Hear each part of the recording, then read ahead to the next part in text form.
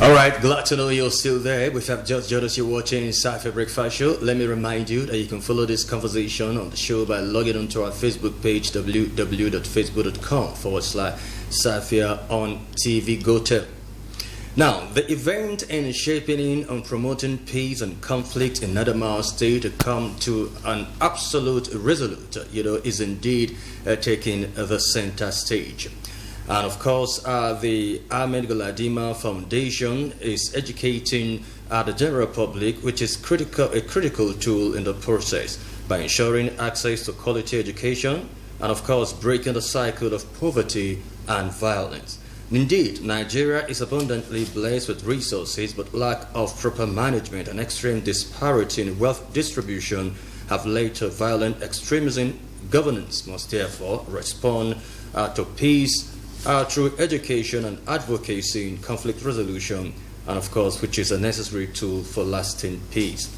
Now, to further this conversation as well, share her insight, with me as regard to how critical and expedient is peaceful and conflict resolution is. I have with me in the studio Ambassador Dr. HAPHSAT Ibrahim Modibbo. Of course, she is a peace advocate, and with the AHMED GALADIMA, she is the founder, AHMED GALADIMA Foundation. So, of course, she joins me and talk some more. Doctor, good morning, and it's a pleasure to have you on Safiya Breakfast Show. Pleasure too, sir. And I guess this is the first time, coming to Go Telecommunications premises, isn't it? That's right. Oh, that's great. Now, talk to me how critical and important it is, and what rather could have informed the decision, for you to find or to be a founder of such a very laudable foundation, that solely talks about peace. Thank you. First of all, I'm so delighted to be here. Yes, what brought about the foundation itself is named after our late dad. Okay. Yeah, because then our elder sisters, the problem of the northern region, especially about the girl child education. So he's one of the first, or among the first, to send girls to go to school up to university level. He declined that what a man can do, a woman can equally do. So at a point when he come to my village, that's home, I think my dad should have the highest number of graduates. That's both male and female, and he always advocated. His name once again? His name is Alhaji Ahmadi. Alhaji Ahmadi. But that's the AHMED GALADIMA Foundation. He's the son of Umar Galadima. Yeah, sure. The name rings a bell. Yes. So because of that, the girls are educated, majority of us, So we now said the only thing we can do, so he's not alive. Yeah. And he used to set a healthy competition among his children. Okay. Even if you want to go to London, that's the way they used to say, or China, I'm going to remove my last dress and pay for your school fees. So he used to set a healthy competition. And then his dad, too, that's our grandfather, the Galadima, Umar Modibbo, he loves school a lot, because the moment he hears that they are going to enroll, a session has finished, they are going to enroll children in the school, he will say, they should gather his grandchildren for him. So he's going to divide us and then give us a leader in each group. So when they enroll them, like in primary school, that's the children, he will now call his children and say, okay, go ahead and take your responsibility. Interesting. By that, now, it's indicative that parent plays a very major and critical role as stakeholders in education. That's right. All right. Over time, we'll see that happen. And of course, we understand that in this part of the world, tradition, culture also undermined this very prowess that your grandfather had. Yes. Because they say, okay, girls are not supposed to go to school. Yes. Now, let's try to create a nexus with the current reality of rising cases of insecurity. Yes. We've seen the mass abduction of schoolgirls with the epicenter, Chibok and then Dapchi, and of course the continuation of that along the northwestern axis. Now, how has that also further contribute to the discouragement of parents to giving support to their daughters, like your grandfather did, allowing girls to go to school? Yes, first of all, I think I would like to say that, in Adamawa axis, especially around the Hong, Michika and all this, the missionaries settled down around there. And even my mom, she has gone to school. Interesting. Because my mom taught me how to write my G and Y. And if I go to school, I write small, and then I come and show her. She will say, why is your test paper? When I show it, I say, come on, you are writing it in a smaller way. When will a teacher have time to go through the others? And then when he sees his scripts, you think he will waste time there.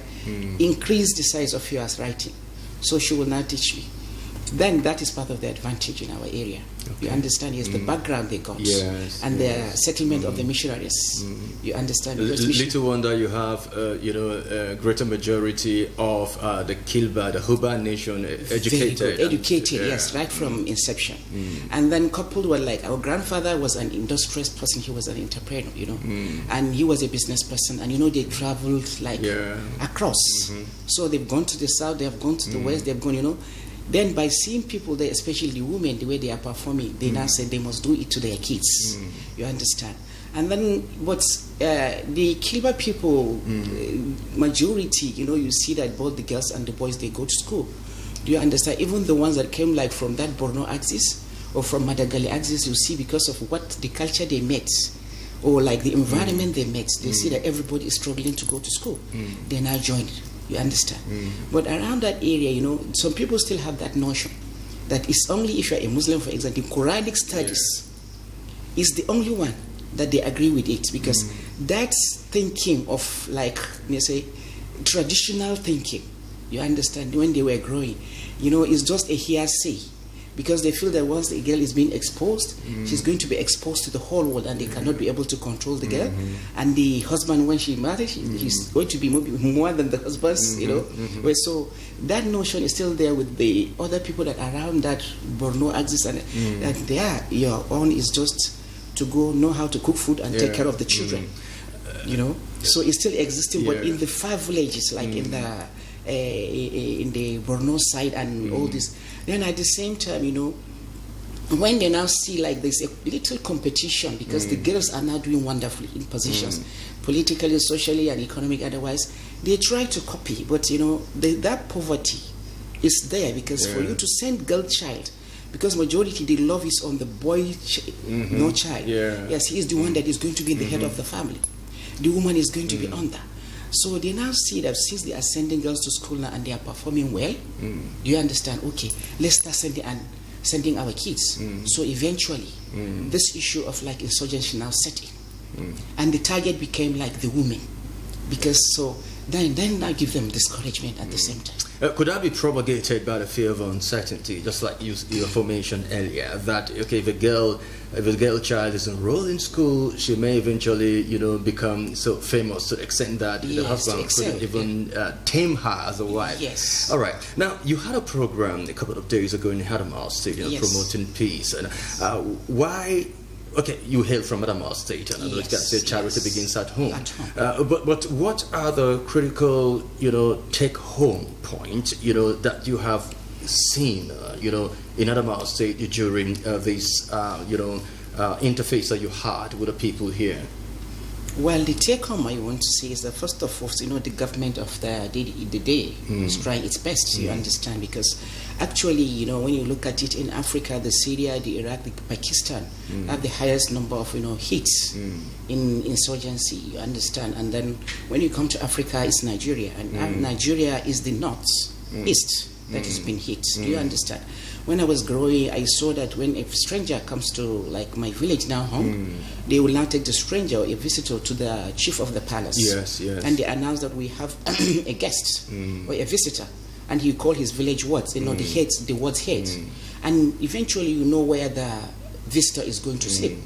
And he will declare when he's going to stay for how long. You understand? That's right. He's been like monitored with his activities.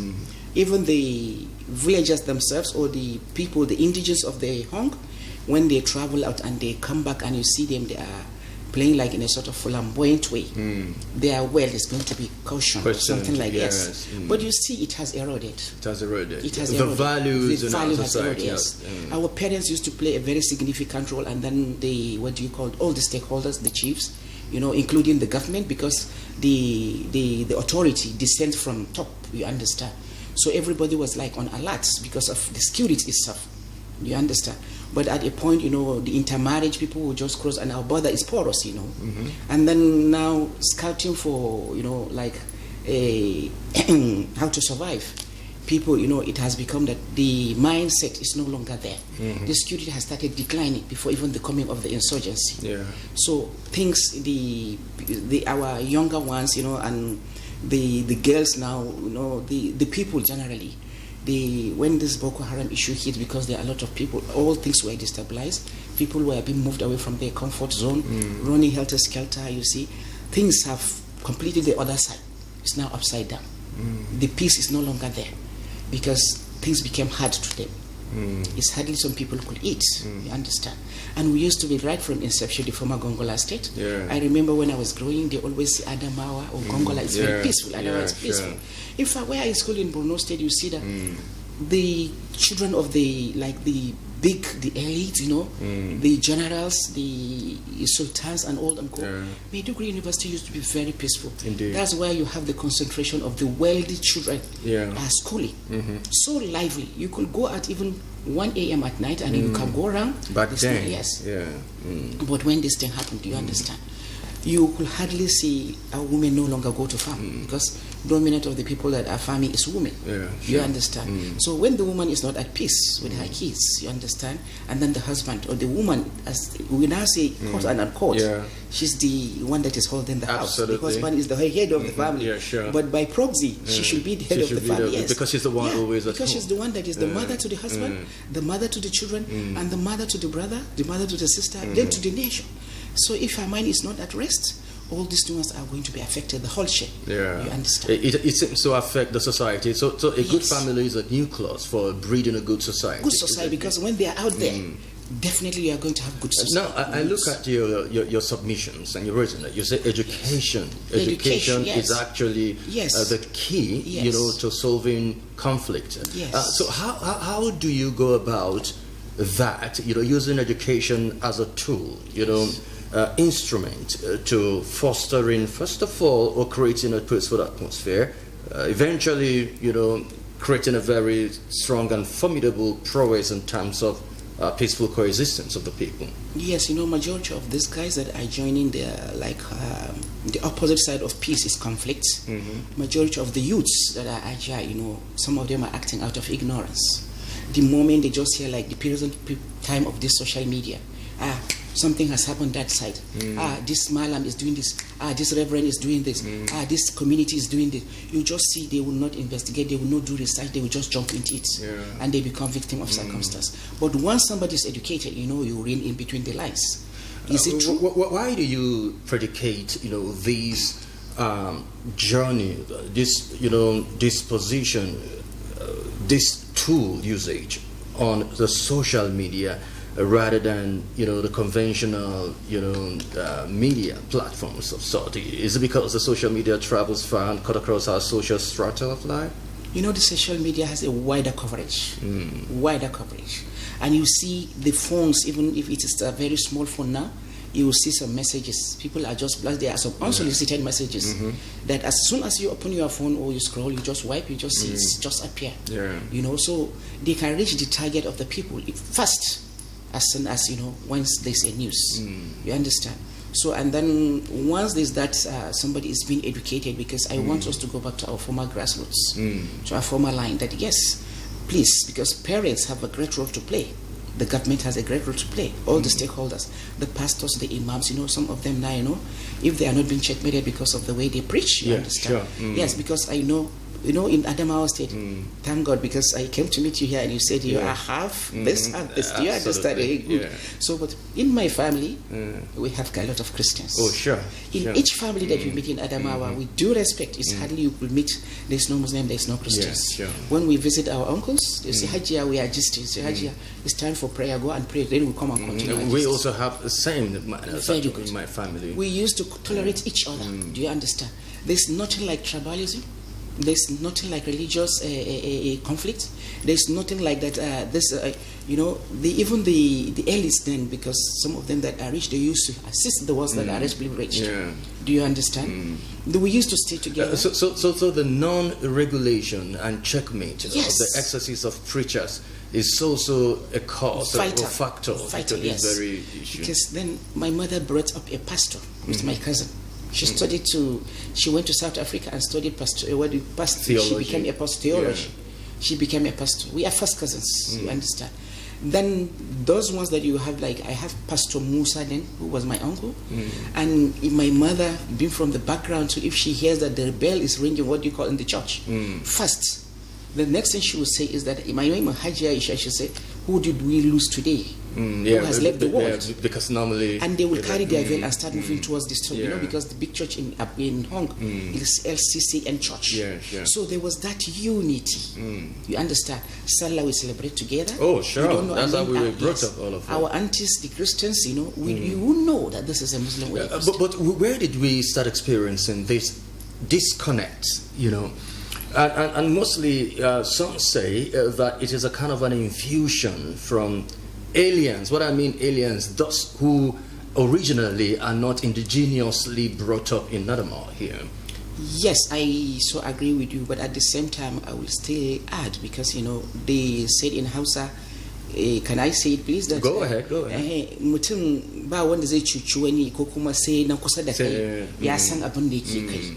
If these people, I agree, we have a porous border. Remember my... Yeah, sure, you say that. Yes, yeah. They come in because where I school again in Maiduguri, do you understand? We used to go to Banki. Banki is in Cameroon. Border, yes, to eat breakfast. I'm sorry, as we are passing, there is no that serious checkup. You know, oh, sure, it's a non-fact. Very good, yes, it's a fact. So, and then from then, they now migrated into our place. And you know, Nigeria is very rich. Blessed with human and natural resources. Absolutely. Agriculture is abundance, that is the food, and some people are liking. Do you understand?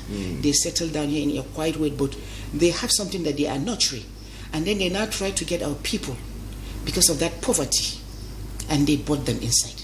Because you know, an idle man is the devil's shop. Sure.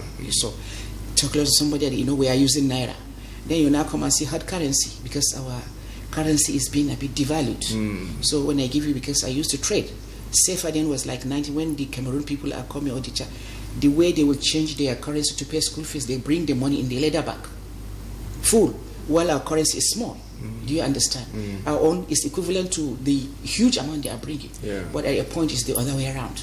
So now these guys, there is no job, unemployment. Do you understand? Then the idle man is there. The moment they tell them, and sometimes they disguise under the umbrella of religion. Yeah, sure. Okay, you know, this man could preach very well. Yes, it's out of ignorance, because that education is not there.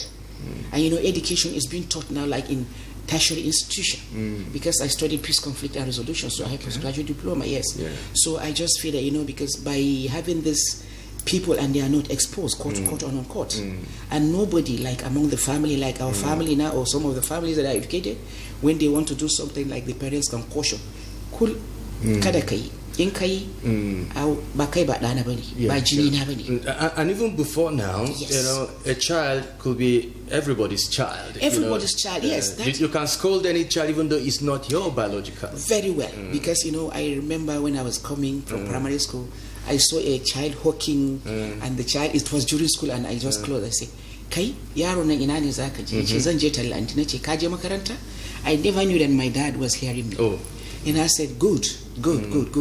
Say ka je makaranta? Yace ina je. To maza fa ka je makaranta, kai karatu. Because my dad is only saying the only legacy I'm going to leave to my kids is that education. That's correct. Not the world I'm going to live. Yes, not the population I'm going to live. And when you acquire this education, you have the certificates. Nobody will collect it from you. Nobody is yours. Yes. And at the same time, not only the education, engage yourself in skills that you find around you, legitimate skills. Legitimate skills. Yes. And that helps a lot. Very well. So my dad was a multi-business person too. Once he molds his blocks, and his child, his own biological child, you know, he did not say go and water, he watered it. My dad would bring up some token and give it to that child. Yeah. You know, I said healthy competition. Healthy competition. He has a cement he has store. Once you just say that, give me that key, he goes to the store and he gives you a token. He has houses that we go to collect rent. Yeah. We, in fact, struggle over the receipts. The higher you collect the rent from tenants, the higher you get your percentage. You see, we even used to say, "Why did you get this your analogy?" We used to discuss among ourselves. Is he Igbo? You know, yes, because he was a merchant. We had Ibadan from my dad, and he didn't go to school very, but his siblings were directors. That values moral upbringing. And then some of us, then at a point, we had two exercise books. I will tell you, my brother. One exercise book is for the religion, that's prayer. Prayer time if you skip. The other exercise book is if they see you with Newton. They will ask you. Yes, no. Where did you get? They should tell him. They should write it down. Okay. Because like after 3 months, he asks us to bring out our clothes. Even if it is like, the other ones, you say, who bought this one for you? You have to defend it. But today, parents don't ask questions. It's relaxed. A young girl will come back from school with an iPhone that you know that you're not the one that bought. They don't ask questions. I was going to secondary school. I studied from GSS Hong. I was transferred to Jalingo Second Science School. But when I was transferred, because there was a fracas in Science School Hong, there was a demonstration. He bought me a wristwatch Seiko then, 5,000 naira. So by the time I got to Jalingo, and the principal saw the Seiko with me, honestly, he set up a policy, a rule, that no any wristwatch should buy 5,000 naira. That's how I removed that wristwatch and went and hid it. I had to ask my dad to buy me that. There's one they used to set. Call it so they bought, and I was so happy. And then my slippers, when he saw it again, he said, nobody should come with anything apart from canvas and socks. And I so much love it because, I was very happy. Our uniform was black and white. So, the canvas is white and the slippers is white. So, you see, this is a matching color. But will you rather say now the inaptitudeness of parents, towards having a strong vigilance over their works could be predicated on the current economic reality, because parents can afford for their children, particularly those parents that have more than 6, 7, 8 children. I know the economy is biting harder. Will you say parents now allow that value to be eroded because of poverty? So whatever their daughter comes on with, whatever their son comes on with, take it hook, line, and sinker. Yes, I will agree and I will disagree. Because I told you I was going to school, and at the same time, my mother was also... Quickly, we have less than 30 seconds. Okay, my mother was also a merchant, you understand? So when I go to school, there are some trades that I sell, do you understand? So a parent cannot be relaxed. That is not an excuse, do you understand? Yes, most of us are agrarians, we believe in that, but at least you could still coach a child on how to survive. Indeed. Yes, and you do not relax completely. You do not last completely. You have to put them in the right, because these are your investments. These are your investments. These are your human investment. Educate them in a good way. Do you understand? If you do this, it's going to affect you. And your junior ones are going to copy. And the society will not be happy with us. They are going to frown. Indeed. Do you understand? Yeah. And so be a good citizen. For time constraint, I would have loved to elongate this conversation, but unfortunately, I just have to halt you here now. Ambassador Dr. HAPHSAT Ibrahim Modibbo, founder AHMED GALADIMA Foundation. It's been very incisive talking with you today. I'm looking forward to seeing more of you again. Let's just assume this is just a part one of the conversation. We're definitely going to have a build up again on this, so that you can give us feedback on the successes of this journey you have embarked upon. Thank you very much, and I wish you the very best in your further engagements in this voyage of peace and conflict resolution that you have come up with. Thank you very much. It's the right time. All right. Thank you, sir. Well, you're watching the Safiya Breakfast Show. Like I told you earlier, you can follow this conversation by logging onto our Facebook page, www.facebook.com/Safiya on TV Go. We'll take a break. In like manner, we'll further the conversation again as regard to international literacy, and of course we'll be having Bunia Nani, an educationist, talk to us on the importance of education, using it also as a tool, for the betterment of Nigeria. Join us again.